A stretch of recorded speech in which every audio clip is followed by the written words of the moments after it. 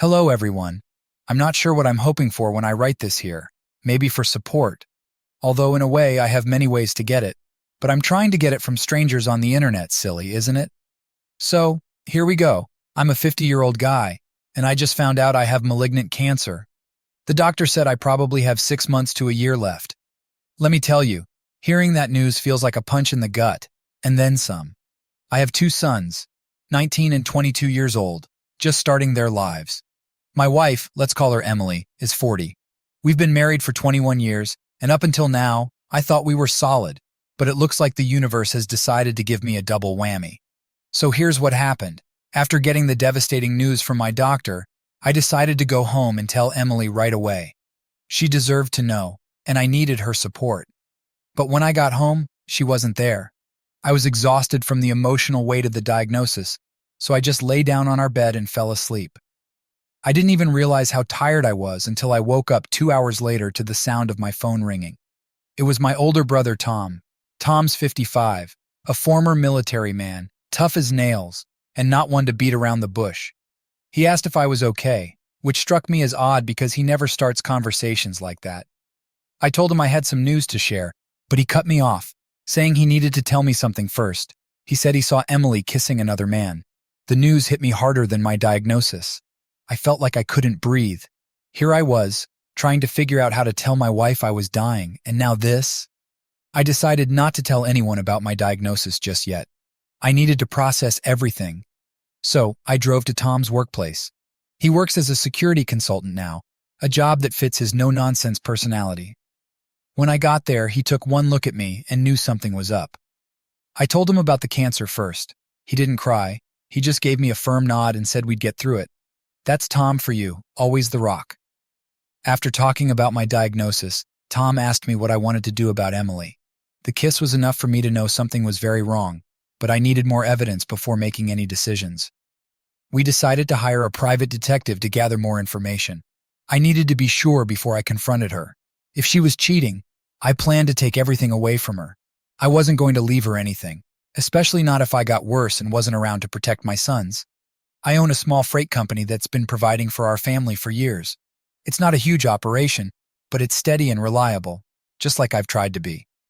Emily, on the other hand, manages a small enterprise that I bought a few years back. Technically, I'm the owner, but she runs the day-to-day operations.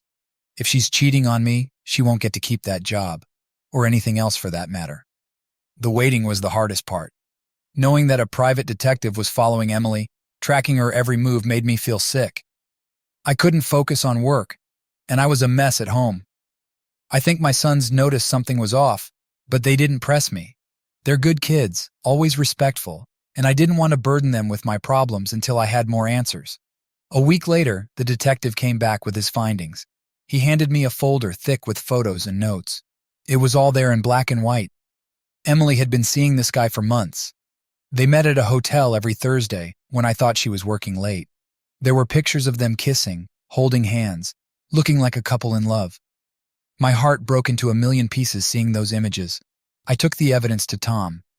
He looked through the folder, his face growing darker with each page. When he finished, he looked at me and said, "What do you want to do, brother?" I told him I wanted to confront her, but needed to be strategic about it. If I just blew up at her, she might try to twist things or play the victim.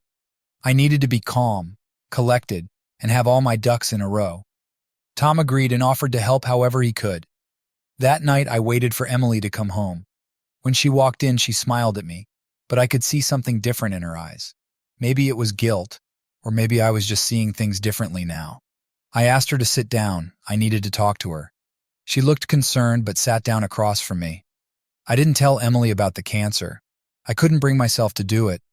I figured she'd find out soon enough when the symptoms became unavoidable. Instead, I acted normal, or at least tried to. She didn't suspect anything. We talked about mundane things, and she went on about her day as if nothing was wrong. I felt a pang of guilt for not telling her, but I had my reasons. The next day, I went to see my lawyer, Mr. Johnson. He's been my go-to guy for all legal matters for years. He helped me navigate business disputes, car accidents, and even minor legal issues. I trusted him completely. I told him about my diagnosis, and my plan to transfer all my property and companies to my brothers until my sons turned 25. After that, everything would be inherited by them. Mr. Johnson agreed that this was the best way to ensure my son's future and to keep everything away from Emily if she decided to leave. He assured me he'd handle all the paperwork and make sure everything was airtight. We discussed the details for hours, going over every possible scenario. By the end of the meeting, I felt a little more at ease, knowing my sons would be taken care of. Throughout this whole ordeal, I've only told Tom about my cancer. He's proven throughout our entire lives that he can be trusted. He won't say a word more than necessary. He knows how to keep secrets. Similarly, I haven't confessed to Emily that I know about her affair.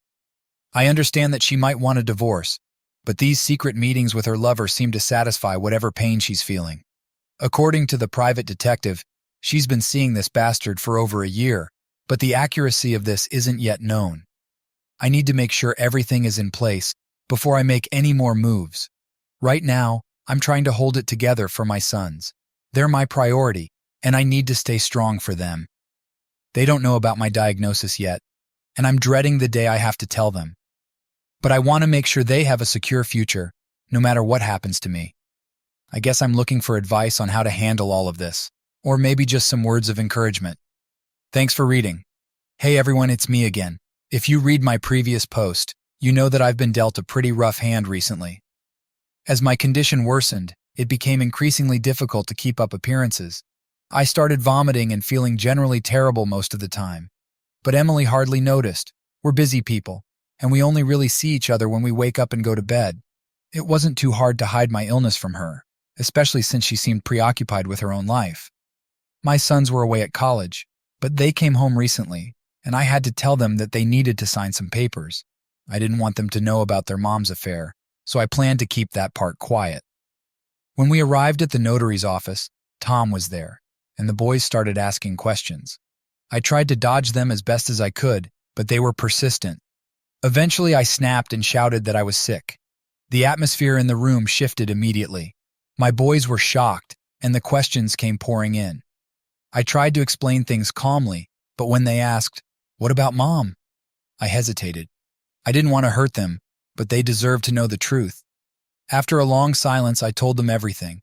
It was one of the hardest things I've ever had to do. Meanwhile, Emily flew to Los Angeles for what she claimed was a work trip. She didn't provide many details, and I didn't bother asking. Instead, I checked with her secretary and found out there were no scheduled appointments. It was clear to me that she was likely on a vacation with her lover. It wouldn't last long, though. Soon she would find out what real life is like. It was astonishing how blatantly she lied. The loving wife I once knew had turned into someone I hardly recognized, a deceitful person who cared little for the pain she was causing. Despite all this, life went on. We had a family celebration coming up, and the entire family gathered, except for Emily. It was a bittersweet occasion. Everyone was concerned about my health and kept insisting that I needed treatment. I assured them that I was keeping an eye on my condition. I visited the doctor every week and underwent various procedures, but I won't bore you with the details. During the celebration, my sons were glued to my side, constantly asking if there was anything they could do. I could see the worry in their eyes, and it broke my heart. They were just starting their lives, and now they had to deal with this mess. I wanted to tell them it would all be okay, but I couldn't bring myself to lie to them. Tom, always the rock, was there to support me. He helped deflect some of the questions and reassured the boys that we were doing everything we could. My other brother Mike also came, and together they helped keep the mood as light as possible under the circumstances. It was strange to see everyone together, trying to enjoy the moment despite the dark cloud hanging over us. As the evening wore on, I found myself thinking about Emily's trip.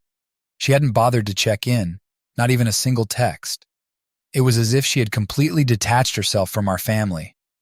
I wondered what she was doing, if she was thinking about me at all. But then, I reminded myself that it didn't matter. Soon enough, she would face the consequences of her actions. After the celebration, I sat down with my lawyer again. Mr. Johnson has been a lifesaver through all this. He's been my go-to guy for legal matters for years, helping me navigate business disputes and even personal issues. He knew about my diagnosis and my plan to protect my sons. We discussed the final details of transferring all my property and companies to Tom and Mike until the boys turned 25. After that, everything would be inherited by them. Mr. Johnson assured me that everything was in place and that Emily wouldn't be able to touch a thing. Knowing that my sons would be taken care of brought me some peace of mind. It was one less thing to worry about. I focused on spending as much time with them as I could, creating memories that they could hold on to after I was gone. We went fishing, watched movies, and just talked about life. I cherished every moment, even the mundane ones. The days passed in a blur of doctor visits, legal meetings, and moments of quiet reflection. My health continued to decline, but I kept pushing through. I didn't want my sons to see how bad it was getting. I wanted them to remember me as strong, not weakened by this disease. Emily finally returned from her trip. She walked in with a bright smile, as if everything was normal. I couldn't believe her audacity. I wanted to confront her, to throw all the evidence of her affair in her face, but I held back. There was a part of me that still loved her, that remembered the good times we had shared, but that part was shrinking every day. Instead, I continued to play the role of the oblivious husband. I watched as she went about her daily routine, pretending that nothing was wrong. It was a surreal experience, living in a house with someone who had betrayed me so deeply. I wondered how she could look at herself in the mirror, knowing what she had done. But I didn't have time to dwell on that. I had to stay focused on my sons and making sure they were ready for the future. I knew that when the time came, they would need each other more than ever, and I needed to make sure they were prepared for that. That's all for now. It's me again. I want to start by thanking all of you for your support. Your words of encouragement and advice have meant more to me than you can imagine. I ended up telling my wife everything I knew about her love affairs. I know it was probably foolish. I should have kept it all a secret. But when the money stopped coming into her account because she no longer works as a manager at the company, she started asking questions. She was frantic, trying to figure out what was going on. I didn't want to play games with her anymore. Maybe, deep down, I wanted to see what she would do when she realized she was no longer anyone important. When I confronted Emily, her reaction was more explosive than I had anticipated. I told her I knew about her affair, that I had photographic evidence, and that she was no longer employed at the company. The look on her face was a mix of shock, anger, and fear. She tried to play the victim, accusing me of spying on her and invading her privacy, but I had no patience for her lies anymore. "How could you do this to me?" she yelled, her face turning red with fury. "You had no right to go behind my back." "No right?" I shot back, my own anger bubbling to the surface. "I had every right. I trusted you, Emily. I loved you, and you threw it all away for some young fling." She tried to argue, to justify her actions, but I wasn't having any of it. I told her that she was no longer welcome in our home, that I would be moving out, and that she would not receive a penny from me. Her pleas turned into desperate cries, but I stood my ground. I needed to take control of my life, even if it meant making difficult decisions.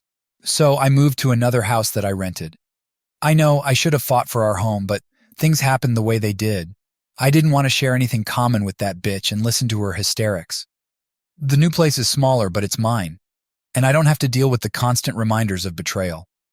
My condition worsened significantly over the past week. The vomiting became more frequent, and I found myself struggling to keep food down. My energy levels plummeted, and I felt like a shell of the man I used to be. I ended up in the hospital again. The doctors ran more tests, and the news wasn't good. They told me the cancer was spreading faster than they had initially thought. The prognosis was now closer to 6 months, maybe less. Lying in that hospital bed, I felt the weight of everything pressing down on me. The reality of my mortality hit me hard. I tried to stay strong for my sons, but it was becoming increasingly difficult. The doctors did what they could to manage my symptoms and keep me comfortable, but we all knew there wasn't much more they could do. Oh, I forgot to mention that the children stopped answering their mother's calls. They talked to her a little, but apart from silly excuses, there was nothing. It was clear that they had chosen to stand by me. They were hurt and confused by their mother's actions, and her attempts to explain herself fell flat. One day, her lover came to see me. It turned out that this guy is 20 years old.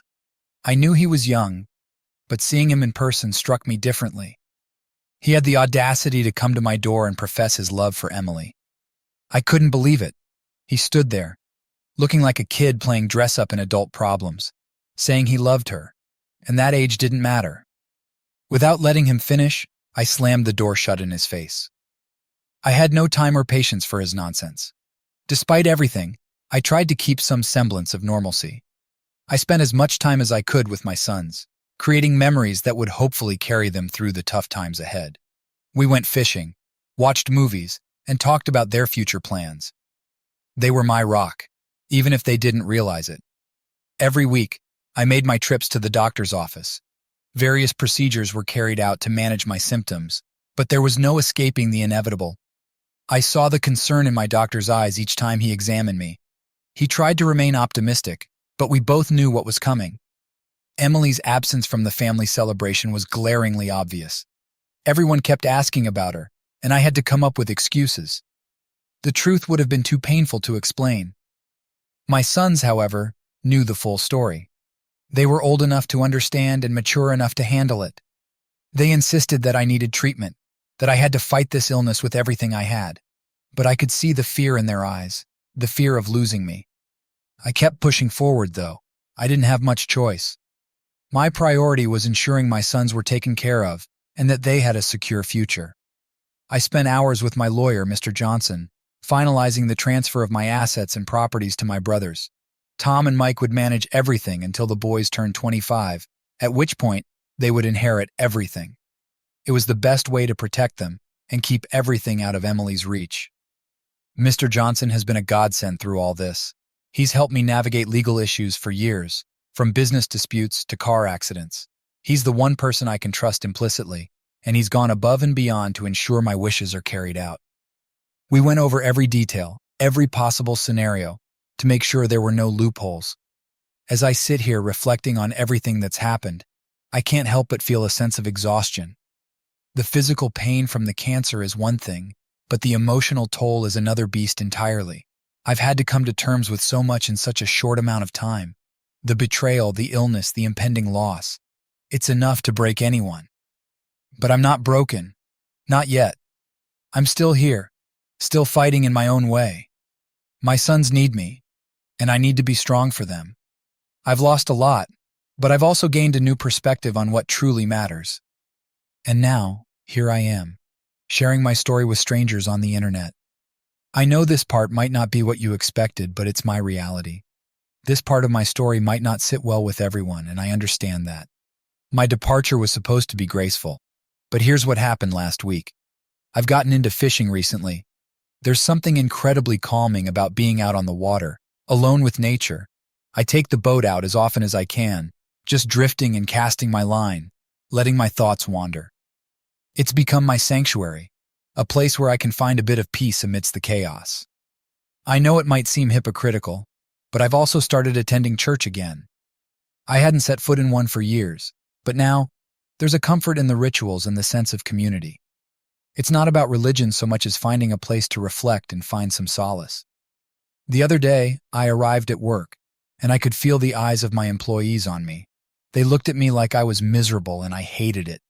Pity was the last thing I wanted. I tried to brush it off, focus on the tasks at hand, and maintain a semblance of normalcy. But then Emily showed up. She barged into the office, her face twisted with anger. "How dare you cut me off from the accounts?" she yelled. Her voice echoed through the office, drawing everyone's attention. "You can't just take everything away from me." I remained calm, though inside I was seething. "You don't work here anymore, Emily. You have no right to those accounts." "You bastard," she hissed, stepping closer. "You can't do this to me, after everything I've done for you." I couldn't help but laugh bitterly at that. "Everything you've done for me? You mean like cheating on me for over a year?" Her face went pale, and for a moment she seemed at a loss for words.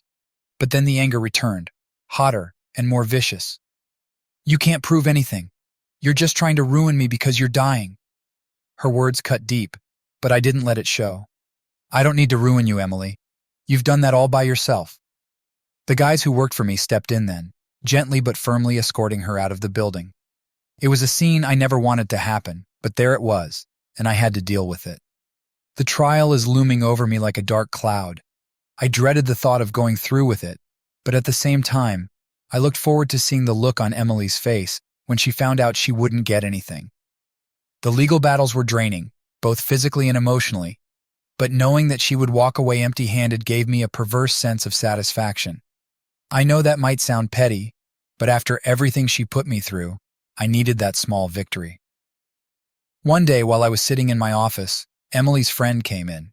She was a piece of work, this one.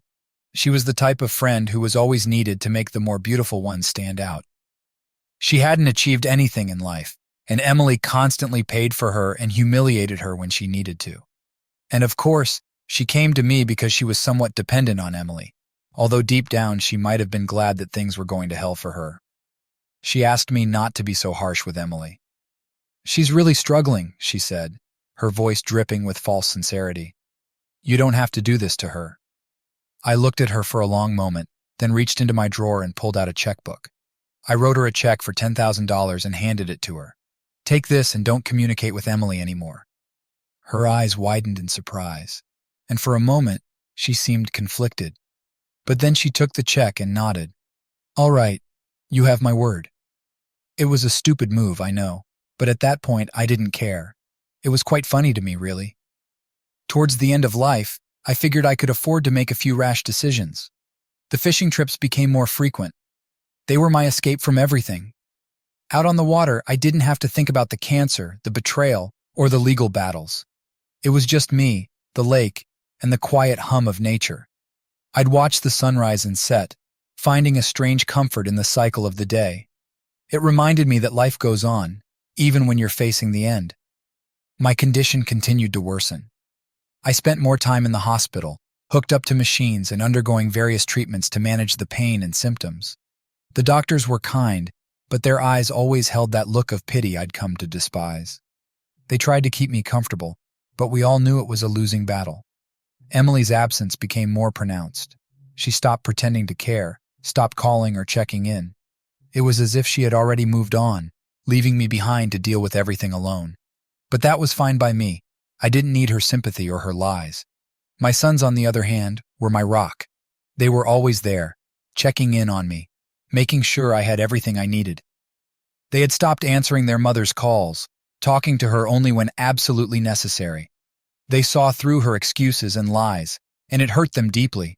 But they were strong, and we leaned on each other to get through the toughest days. As the days went by, I continued to attend church, finding a strange sense of peace in the rituals and the community. I prayed for strength, for my sons, and even for Emily. Despite everything, I still wished her well. It wasn't in me to hold on to that much hate. The trial is fast approaching, and I'm preparing myself for the battle ahead. Each victory in court will feel like a small triumph, a step towards securing my son's future and ensuring that my legacy will be protected. This part of my story might be a bit rough, and I know some of you might not agree with what I did. But here's what happened last week. My sons and I met with Emily. I know it was probably foolish, but I felt like we all needed to talk face to face, to clear the air once and for all. It started off absurdly. Emily began apologizing to my sons, her voice quivering with forced emotion. "I never meant to hurt you boys," she said, tears streaming down her face. "I made mistakes, but I love you so much. Please understand it wasn't about you." I couldn't take it anymore. "Stop," I told her, my voice cold and hard. "I don't forgive betrayal. Remember that and shut your lying mouth." Then, to top it all off, she brought her lover to the meeting, claiming it was love. The kid, barely 20, looked uncomfortable and out of place. He probably realized he was superfluous. When he saw that Emily wouldn't get anything from me, he bolted. Just like that, they were no longer together. At this meeting, my sons and I understood that it was truly the end. Emily would no longer be a part of our lives. After that fiasco, I didn't want to meet with Emily anymore. We communicated through my friend, passing along whatever information was necessary. We scheduled a court date for a month from now. I was dreading it, but it had to be done. My condition continued to deteriorate, but I didn't want to spend all my time in the hospital. I paid someone to come to my house to administer IVs and various medications. It was a relief to have some semblance of normalcy at home. Today, I actually feel a bit better. I stopped going to work. It was too tough. Everyone there looked at me with pity, and it was suffocating. I didn't need their sympathy. I just wanted to be treated like a normal person. But that was impossible now. To take my mind off things, I started playing poker. My brothers and a few friends would come over, and we'd play for hours. The room would fill with the sound of shuffling cards, laughter, and the occasional curse when someone lost a big hand. It was a good distraction, a way to forget about my problems, if only for a little while. One night, we had a particularly intense game. My brother Mike was dealing, and Tom was on a winning streak. I remember looking around the table, feeling a sense of camaraderie that had been missing for a long time. These were my people, the ones who would stick by me no matter what. "Full house," Tom announced, laying his cards down with a triumphant grin. "Damn it," Mike muttered, throwing his cards down in frustration. "I was sure you were bluffing." We all laughed, the tension of the day melting away. It was moments like these that made everything bearable. I found out that Emily got herself an expensive lawyer. I don't know how she managed it, maybe a loan or some savings. Honestly, it didn't bother me. She could try all she wanted, but she wasn't going to get anything. Mr. Johnson, my lawyer, assured me we had everything locked down tight. Many people asked me about various details of what was going on, but you understand, there are people here who support me, but there are also haters. I chose not to share some things. It wasn't worth the drama. With the trial approaching, I focused on spending as much time as possible with my sons and brothers. We made the most of every moment, whether it was fishing trips, movie nights, or just sitting around talking. Those times were precious to me. One evening, after a long day, I sat down with my sons. We talked about their future, their dreams, and their plans. They were worried about me, but I tried to reassure them. "Life goes on," I said. "You have to live your lives, make the most of every moment. Don't let my illness hold you back." They nodded, tears in their eyes, but I knew they would be okay. They were strong, and they had each other. I also spent a lot of time reflecting. Attending church gave me a sense of peace. I found solace in the rituals and the community. I prayed for strength, for my sons, and even for Emily. Despite everything, I still wished her well. It wasn't in me to hold on to that much hate. One day, while I was sitting on the porch, a familiar car pulled up. It was Emily's old friend, the one who had come to me asking for leniency for Emily. I watched as she got out of the car, hesitated for a moment, and then walked up to me. "I didn't know if I should come," she said, looking nervous, "but I wanted to thank you." "For what?" I asked, genuinely curious. "For the money," she replied. "I used it to start over, away from Emily. It was the push I needed." I nodded, not really knowing what to say. It was strange how things had turned out, but I was glad she found a way to move forward. The trial was looming, but I tried not to let it consume me. I focused on the good things in my life, the moments of joy and laughter with my sons and brothers. We celebrated birthdays, holidays, and just being together. Each day was a gift, and I cherished it. One night, while we were playing poker, Tom looked at me and said, "You know, we're all proud of you. The way you've handled everything, it's inspiring." I smiled, feeling a warmth spread through me. "Thanks, Tom. That means a lot." Hey everyone, it's me again. Today I'm celebrating a surge of strength, beginning to live a full life, or at least squeezing the most out of what I could. Yesterday was the trial, and I've been itching to tell you all about it. It's been a long, exhausting road to get here, and it wasn't easy, but I'm relieved it's finally over. Today, as I write this, I'm feeling a sense of peace. The trial is over, and we can finally move on. But let me rewind and give you all the gritty details, the full scope of the day leading up to the trial. My sons, my brothers, and I gathered together, forming a united front. We spent hours with my lawyer, Mr. Johnson, going over every detail, every piece of evidence. We were meticulous, leaving no stone unturned. My sons were a rock through it all. Their strength gave me the courage to push forward. We gathered early in the morning, my family rallying around me like a protective shield. We met at my brother Tom's house, where we had one last breakfast together. It was a strange mix of emotions, tension, fear, hope, and even some laughter. Mike cracked a few jokes, trying to lighten the mood, and it worked. We laughed, even if it was just to keep the nerves at bay. As we drove to the courthouse, the gravity of the situation started to sink in. We were about to face the final chapter of this nightmare. My sons were quiet, their faces set with determination. They had been my pillars of strength, and I was so proud of them. I could see the anger in their eyes, but also the resolve. They were ready to see this through to the end. When we arrived at the courthouse, we met with Mr. Johnson for a final rundown of what to expect. He was calm and collected, as always, which helped ease some of my anxiety. He went over our strategy one last time, ensuring we were all on the same page. My sons listened intently, absorbing every word. They were as invested in this as I was. Then, Emily showed up. She had her lawyer by her side, a slick-looking guy who exuded confidence. Emily herself looked rattled, despite her attempts to appear composed. She glanced at me, but I refused to acknowledge her. She had her lover with her, the young kid who looked completely out of place in this setting. It was almost comical, the contrast between him and the seasoned lawyers and adults gathered for the trial. As we filed into the courtroom, the tension was palpable. The room was filled with a mix of people, my family and friends on one side, Emily's supporters on the other. It felt like a battleground, with clear lines drawn between us. I could see the judgment in their eyes, but I didn't care. I knew the truth, and soon, so would everyone else. The trial began, and Mr. Johnson took the floor. He presented our case with the confidence of a man who knew he had already won. He detailed Emily's affair, her mismanagement of company funds, and her general betrayal of our marriage. The evidence was laid out meticulously: photos, financial records, witness testimonies. The private investigators' reports were the nail in the coffin. There was no denying the truth. Emily's lawyer tried to counter, but it was a pathetic attempt. He tried to paint Emily as a victim, claiming she had been driven to her actions by my neglect and illness. But his arguments were weak, and the evidence against her was overwhelming. Every point he made was quickly dismantled by Mr. Johnson. When Emily took the stand, she was a mess. She tried to play the victim, but her lies were transparent. She stumbled over her words, contradicting herself multiple times. It was clear she was grasping at straws, trying desperately to salvage what little dignity she had left. But it was too late. The truth was out, and there was no escaping it. The judge didn't need much time to deliberate. He ruled in my favor, granting me full control of the assets and denying Emily any claim to my estate.